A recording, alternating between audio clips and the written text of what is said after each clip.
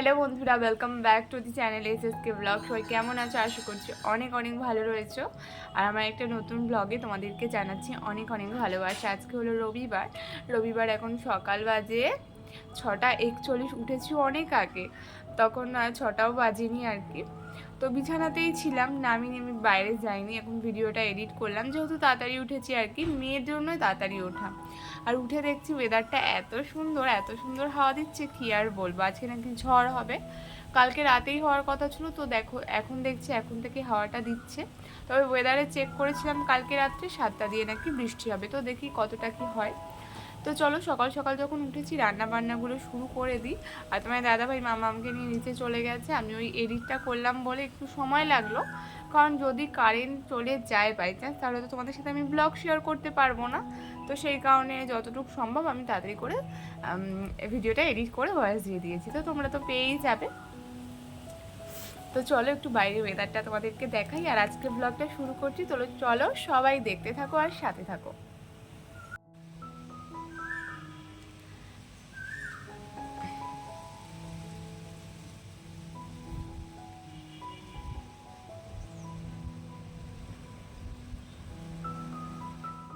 সকাল সকাল ঘুম চোখ খুললে যদি এরকম বাইরের ওয়েদারটা থাকে, কত সুন্দর লাগে, তাই না? তো সেটাই, উঠেছি প্রায় অনেক অনেক সকালবেলা, কিন্তু ওই তো উঠে আর বসা হয়নি। আর এই মাত্র ওই যে জানলাটা খুললাম। তো চলো, সকাল সকাল যেহেতু উঠেছি, তাহলে কাজবাজগুলো তাড়াতাড়ি সেরে নিই। তো এই তো এখন তাড়াতাড়ি গিয়ে দরজাটা খুলবো। আর তোমার দাদাভাই মামামকে নিয়ে চলে গেছে কিন্তু নিচে। তো বললাম না, আজকে অনেক তাড়াতাড়ি উঠেছি, প্রায় অনেক ভোরবেলা। তবে ওই যে উঠে কোনো কাজ বাজ তেমন করে করা হয়নি, যেহেতু ওয়েদারটা ঠান্ডা আর বেশ লাগছিল, জানো তো। তো সেই কারণে ওই এডিটিংয়ের কাজটা সেরেই নিলাম। যেহেতু হাতে টাইম আছে, সেহেতু ভাবলাম বিছানাটা আগে তুলে নিই। বিছানাটা তুলে নিলে ঘরটা কিন্তু একদম পরিষ্কার সুন্দর লাগে। আর ওই যে ঘরের ভেতর যদি বিছানার চাদরটা টান টান করে পাতা থাকে আর একটা কালারফুল চাদর পাতা থাকে, তাহলে কিন্তু ঘরের লুকটা আর্ধেকই পাল্টে যায়। তো সেটাই। আর চাদরটা যেহেতু আমার সাদা, তার ভেতর কালারিং কিছু করা রয়েছে, তো সেই কারণে আমার বেশ ভালো লাগে। আর এমনিতেও আমার বিছানাপাতি একটু টানটানি পছন্দ। তো যাই হোক, এখন যেহেতু মাম্মাম নেই, তাড়াতাড়ি করে বিছানাটা তুলে নিলাম, দেখতেই পারছো তোমরা।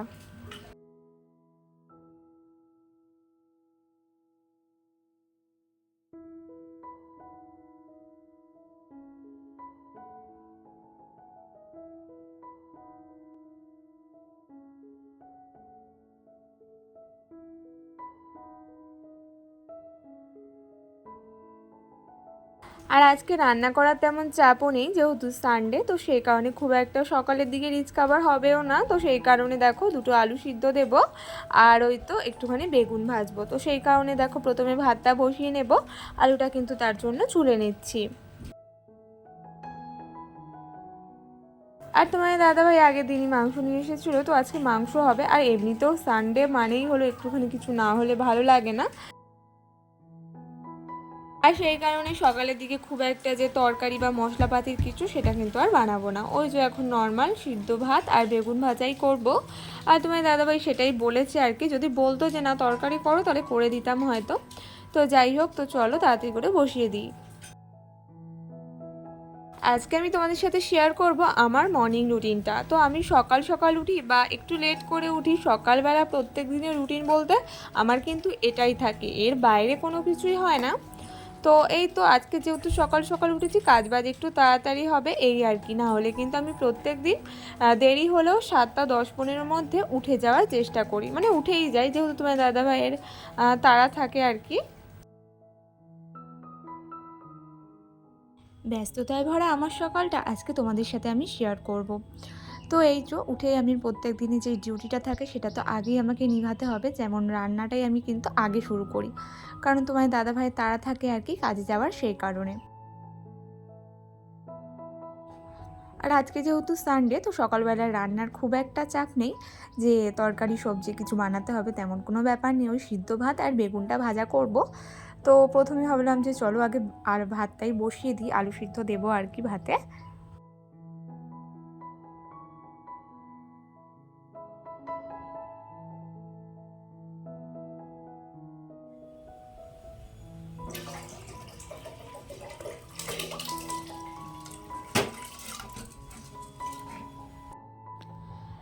আর সকালবেলা ওই যে একটু তাড়াতাড়ি উঠতে পারলে না অনেক কাজের সুবিধা হয়, অনেক কাজ কিন্তু তাড়াতাড়ি হয়ে যায়। তবে ওই যে ঘুম তো ভাঙতে চায় না, ইচ্ছে করে জানো তো অনেকের মতোই সকাল সকাল উঠতে।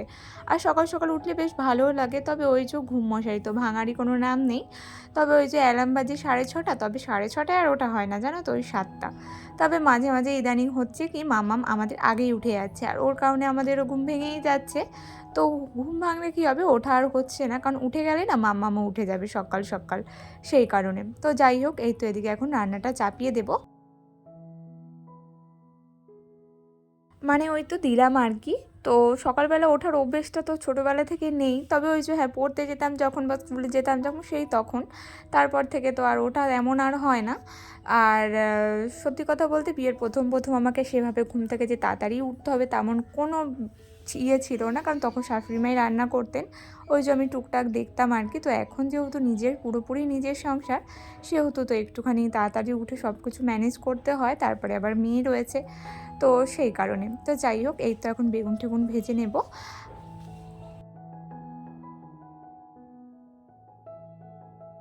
আর বেগুন ভাজাটা থাকলে জানো তো তোমার দাদাভাইয়ের কিচ্ছু লাগে না, মানে ও এতটাই পছন্দ করে বেগুনটা। তো সেই কারণে প্রায়শই কিন্তু আমি আমার ব্লগে দেখিয়ে থাকি যে বেগুন ভাজা করছি।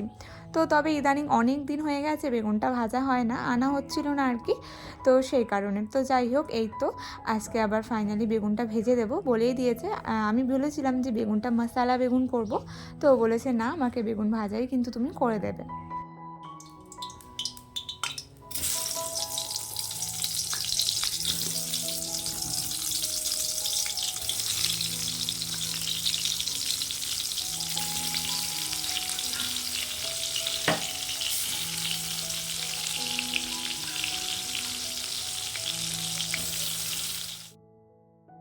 আর এই যে বাবার দেওয়া এতদিনের জিনিসটা, এত ভালোবাসার জিনিসটা কবে থেকে অগোছালো হয়ে মানে অবহেলায় পড়েছিল জানো তো।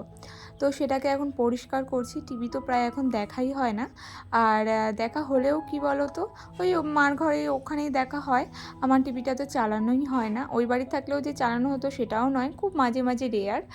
আর যেহেতু এখন সবার কাছেই ফোন রয়েছে, তারপরে আমি তোমাদের সাথে ব্লগ শেয়ার করে থাকি, তো টিভি দেখার না সেইভাবে টাইম হয় না। তবে যখন ফোন ছিল না তখন কিন্তু টিভিটা প্রায় দেখা হতো, তবে এখন আর দেখা হয় না।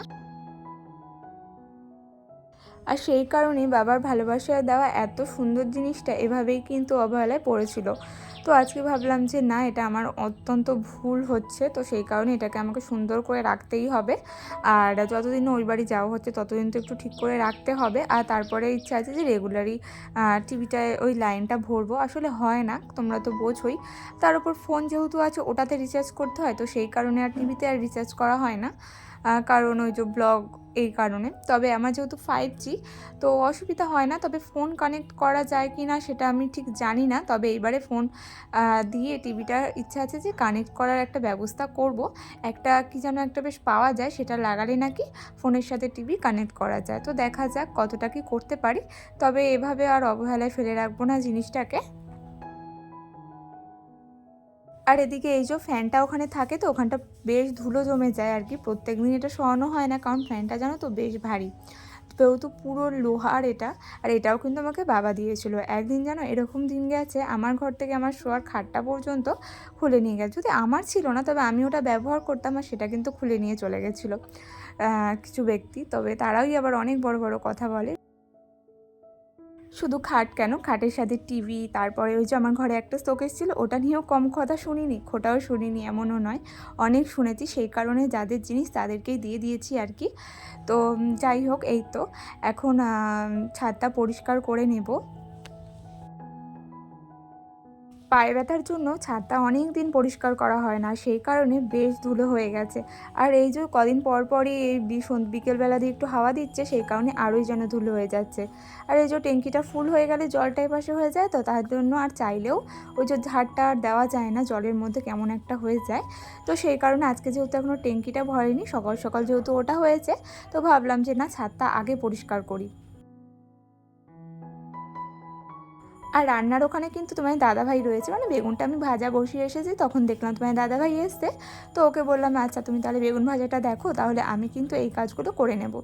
আর এই গামলাটাও বেশ অনেক দিন হয়ে গেছে, ভরা আর হচ্ছে না। তো সেটাও এখন কিন্তু ভরে নেব। তো বিয়ের পর অনেক অনেক কিছু দেখেছি যেটা কিন্তু বিয়ের আগে দেখিনি, আর এমন এমন অনেক ব্যবহার পেয়েছি যেটা কোনো দিনও আগে আমার সাথে ঘটেনি। সবই আর কি অভিজ্ঞতা সংসার করতে করতে। তবে সব কিছু এখন মানিয়ে নিতে হবে, কিছু করার নেই। তবে মানিয়ে নেওয়া মানে এই নয় যে সবার কথা সব কিছু মুখ বুজে সহ্য করব, সেটা একদমই নয়। এখন জাস্ট ইগনোর করতে শিখেছি। যে যার যেটা বলার সেটা বলুক, আমার কোনো যায় আসে না। তবে আমি তাদের পর্যায়ে নেমে তাদের সাথে কোনোদিনও সেরকম ব্যবহার করব না। এই যে যাদের কথাগুলো তোমাদের সাথে বললাম, তো সত্যি কথা বলতে তারা বলবে হ্যাঁ আমাদের জিনিস তাই আমরা নিয়ে গেছি। তবে কি বলো তো, ওই যে একটা ব্যবহার করার জিনিস, তো প্রথমে তো বিয়ের পরে এসে আমি ব্যবহার করেছি, সেটাকে বলতে পারো খুলে নিয়ে যাওয়া ঘর থেকে, সেটা আমার খুব খারাপ লেগেছে ব্যক্তিগতভাবে। আর সেটা আমাকে বলেও নি যে আমি এটা নিয়ে যাব বা কিছু, যেহেতু আমি ব্যবহার করছিলাম জিনিসগুলো, তো সেই কারণে অধিকার আমি ফলাচ্ছি না। তবে কি বলো তো, কষ্ট লাগে। তো সেটা নিয়ে যাওয়ার কিছুদিন পর, মানে প্রায় 1-1.5 সপ্তাহ পরেই কিন্তু আমার বাবা আমাকে খাট, তারপরে টিভি এগুলো দিয়ে গেছে। আর যেহেতু ওই বাড়িতে প্রচুর প্রচুর গরমের সমস্যা ছিল, সেই কারণে কিছুদিনের মধ্যে আবার ফ্যানটাও দিয়েছিল। তো আমার বাবা যেটুকু পেরেছে আমি যাতে সুখে থাকি, ভালো থাকি, সব দিক দিয়ে চেষ্টা করেছে। হ্যাঁ, আমি কিন্তু বলতে পারো লাভ ম্যারেজ করেছি, আর মা বাবাকে কষ্ট দিয়ে। তো তবুও কিন্তু তারা কিন্তু আমাকে কখনো ফেলে দেয়নি। আমার ভালো মন্দ খারাপ সময়ে আমি যখন অন্যায় করেছি তখনও কিন্তু আমার মা বাবাকেই পাশে পেয়েছে, আর কাউকে কোনো সময় পাশে পাইনি। হ্যাঁ, অবশ্যই তোমার দাদা ভাইয়ের ছিল, আর কিন্তু অন্য কাউকে পাশে পাইনি। হ্যাঁ, শাশুড়ির কথা না বললেও নয়, সে নিয়েও আমাকে যথেষ্ট ভালোবাসেন, আর সেটা নিয়েও লোকের অনেক অনেক সমস্যা। তো যাই হোক, ভেবেছিলাম মর্নিং রুটিন শেয়ার করব, তবে এই যে মানে কিছু কিছু কথা না এত খারাপ লাগে মাঝে মাঝে, তখন বলতে ইচ্ছে করে। আর তারাই জানো তো এত খারাপ খারাপ কথা বলে পরবর্তীকালে। তাদের সাথে কোনো কিছু খারাপ কোনো দিনও করিনি, আর তবুও কিন্তু তারা কোনো সময় ভালো তো বলবেই না, আর খারাপ বলতেও ছাড়বে না। বাড়িতে যদি নুন ভাতও খাই তবুও কিন্তু প্রকাশ করি না। তবে কি বলো তো, তাদের এত থাকতেও কেন তাদের ওই একটুকু পায়নি সেটা নিয়েও তারা বলতে ছাড়ে না। তাদের কিন্তু অঢেল থাকা সত্ত্বেও তারা ওই এক চিমটি যদি না পায়, তাদের ভাগে যদি কম পড়ে, তাহলেও কিন্তু তারা বলতে যায় না। অথচ এদিকে দেখো, যদি নুন ভাতও খাই তবুও কিছু চেতে আমি তাদের ঘরের সামনে যাই না। তবে দেখো, ঠাকুরের আশীর্বাদে নুন ভাত তো খাই না, জাস্ট কথার কথা। সেটাই হলো, যদি না খেয়েও থাকি তবুও কারো কাছে চাইতে চাই না। তোমার দাদাভাই যেটুকু আনে সেটুকুর ওপরই থাকি, আর আমার বাবা মা তো সবসময় আমার পাশে থাকে। তো সেক্ষেত্রেও তাদের অনেক কথা কী আর বলবো। আর এমনকি আমার মা বাবাকে নিয়েও বলতে তারা ছাড়ে না। মানে এতটা তাদের অধিকার আর এতটা উদ্ধর্ত, কোথা থেকে পায় এত সাহস আমি নিজেও জানি না। আমি তো তাদের ব্যাপারে তো বলি না, প্লাস তার কি বলবো, মা বাবাকে তুলে তো দূরের কথা, আর তারা মানে বলার আগে দুবারও ভাবে না যে না এই কথাটা বলবো তাহলে সে কতটা কষ্ট পাবে। তো এরকম কিছু কিছু কথা, আরও অনেক অনেক কথা আছে রিসেন্ট শোনা। তো সেগুলো আর নাই বা বললাম, সেগুলো যদি বলি তাহলে আবার অন্য দিক দিয়ে সমস্যা হতে পারে, সেই কারণে। তবে হ্যাঁ, একদিন সব কিছুর জবাব দেবো, যেদিনকার আমার সবটা যেটুকু ইচ্ছে আছে সেটুকু পূর্ণ হোক, তারপরে আমি একদিন সব কিছুর জবাব দেব।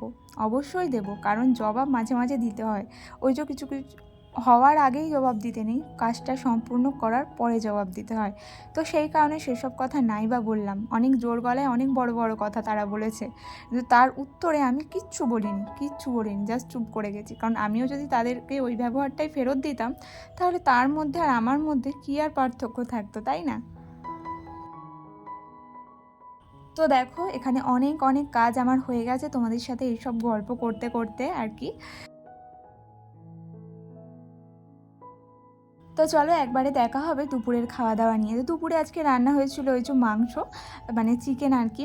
আর আজকে যেহেতু সানডে সেই কারণে। আর প্রচণ্ড গরম, হয়তো কালকে ঝড় আসবে, সবাই সাবধানে থেকো।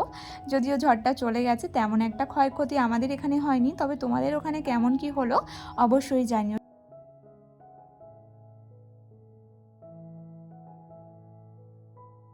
তাহলে চলো, আজকে ব্লগটা আমি এতটুকুই রাখছি। যদি আমার ব্লগে তোমাদের কোনো কিছু খারাপ লেগে থাকে তাহলে অবশ্যই কিন্তু কমেন্ট করতে ভুলো না। তো চলো, সবার সাথে পরের দিন দেখা হবে। টাটা।